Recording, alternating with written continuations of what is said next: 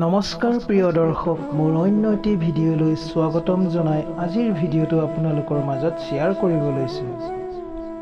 নিজৰ ওপৰত বিশ্বাস ৰাখা। তুমি নিজৰ ওপৰত বিশ্বাস ৰাখিব লাগিব যে তুমিও সফল আৰু ধনী হ'ব পাৰিবা। মূল সমস্যাটো হ'ল মানুহে সাধাৰণতে ভয় খাই যায়। মানুহৰ মনত বিশেষকৈ এই 6 প্ৰকাৰৰ ভয় থাকে: দুখীয়া হোৱাৰ ভয়, বৃদ্ধ হোৱাৰ ভয়, কিবা বেয়া হোৱাৰ ভয়, মৰম সন্মান হেৰুৱাৰ ভয়, ৰোগৰ ভয়, মৃত্যুৰ ভয়। যদি তোমাকো এই ভয়বোৰে আমনি কৰে, তেন্তে নিজৰ লগত সকাৰাত্মক কথা পতা আৰম্ভ কৰি দিয়া। আত্মবিশ্বাস বাঢ়িব। নিজৰ ভয়ৰ মুখামুখি হ'বলৈ শিকা। চাবা, তুমি জয়ী হবাই। যদি এটা শিশুৱে পৰি দুখ পোৱাৰ ভয়ত খোজ কাঢ়িবলৈ এৰি দিয়ে, তেন্তে সি জীৱনত কেতিয়াও খোজ কাঢ়িবলৈ নোৱাৰিব। এই মানসিকতা লৈয়েই আগবাঢ়া নিজৰ লক্ষ্যৰ পথত। 1000 বাৰ পৰিলেও 1000 বাৰ উঠা। বহু লোকে কামৰ নাম শুনিলেই মুখ কোঁচায়, কিন্তু যদি কামত ৰুচি নাথাকে তেন্তে সেই কাম সম্পূৰ্ণ হ'ব কেনেকৈ? সেইবাবে কামৰ মাজত বিৰতি লোৱা, কামটো ফূৰ্তিৰে কৰা। সদায় নিজকে ক'বা যে মই মোৰ কামটো বহুত ভাল পাওঁ।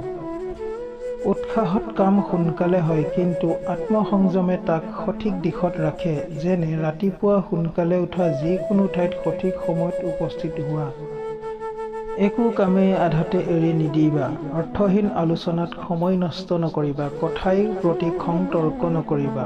এইবোৰ এনে কাম যাক কৰিবলৈ বা নকৰিবলৈ হ'লে তুমি আত্মসংযম ৰাখিব লাগিব, তেতিয়াহে সফল হ'বা। এজন নেতাৰ দৰে প্ৰথমে এইকেইটা কাম কৰা। নিজৰ লক্ষ্যত কিদৰে উপনীত হ'বা তাৰ সম্পূৰ্ণ পৰিকল্পনা তৈয়াৰ কৰা। তাৰ পিছত তাৰ বাবে প্ৰয়োজনীয় কামবোৰ কৰিবলৈ আৰম্ভ কৰা।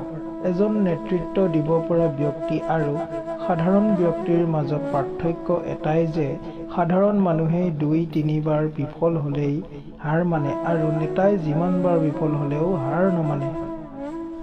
এনেইতো সৃজনশীলতা গুণ জন্মগত হয়, কিন্তু অভিজ্ঞতাই মানুহৰ চিন্তাক ৰচনাত্মক কৰে আৰু তেতিয়া কিবা এটা নতুন আৰু বেলেগ কৰাৰ কথা ভাবে। জীৱনৰ দুখ আৰু সমস্যাবোৰেও মানুহক পৃথককৈ চিন্তা কৰিবলৈ শিকায়।